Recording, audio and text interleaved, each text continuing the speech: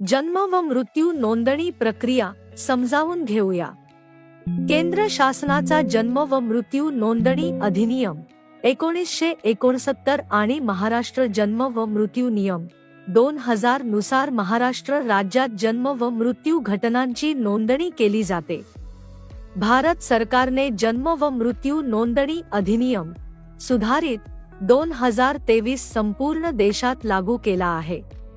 या अंतर्गत देशभर एकसमान संगणक प्रणाली वापरणे बंधनकारक आहे। राज्यातील सर्व निबंधकांनी या प्रणालीचा वापर करणे आवश्यक आहे। नोंदणी क्रमांकाची गणना कॅलेंडर वर्षानुसार केली जाते। प्रत्येक वर्षी 1 जानेवारीपासून क्रमांक 1 ने सुरुवात होते आणि 31 डिसेंबरपर्यंत चालते। पुढील वर्षी पुन्हा क्रमांक 1 पासून सुरुवात होते। जन्म किंवा मृत्यू झाल्यानंतर 21 दिवसांच्या आत संबंधित व्यक्तीने विहित नमुन्यात जन्म अहवाल नमुना क्रमांक 1, मृत्यू अहवाल नमुना क्रमांक 2 निबंधकाला माहिती देणे बंधनकारक आहे। निबंधकांनी त्यांच्या कार्यक्षेत्रातील 100% घटनांची नोंद होईल याची जबाबदारी घ्यावी। निबंधकांनी प्राप्त अहवालातील सर्व माहिती पूर्ण आहे आणि माहिती देणाऱ्याने नाव, पत्ता व स्वाक्षरी केली आहे याची खात्री करावी। निबंधकांनी नोंदणीपूर्वी घटना त्यांच्या कार्यक्षेत्रातच घडली आहे याची खात्री करावी। आवश्यक असल्यास पुरावे मागवावेत। घटना कार्यक्षेत्रात घडल्याची खात्री झाल्यानंतर संगणक प्रणालीवर माहिती भरावी। प्रणालीद्वारे मिळालेला नोंदणी क्रमांक व दिनांक नमुन्यात लिहून निबंधकाने स्वाक्षरी करावी। याशिवाय नोंदणी प्रक्रिया पूर्ण होत नाही।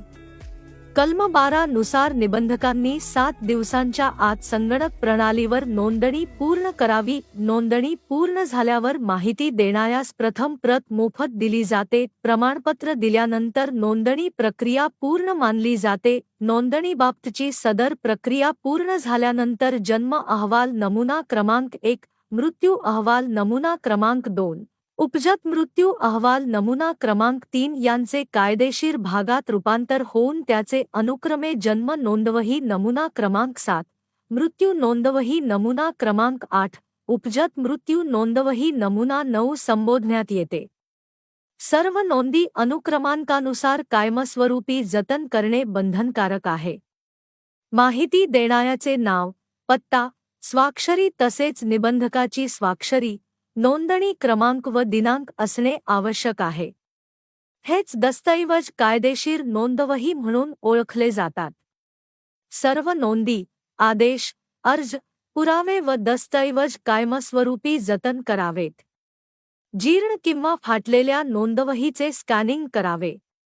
गहाळ किंवा जळालेल्या नोंदींसाठी केंद्र शासनाच्या 22-08-2012 च्या परिपत्रकानुसार कार्यवाही करावी। बहुतांश नोंदणी कार्यालयांनी 2016 पासून ऑनलाईन नोंदणी सुरू केली आहे।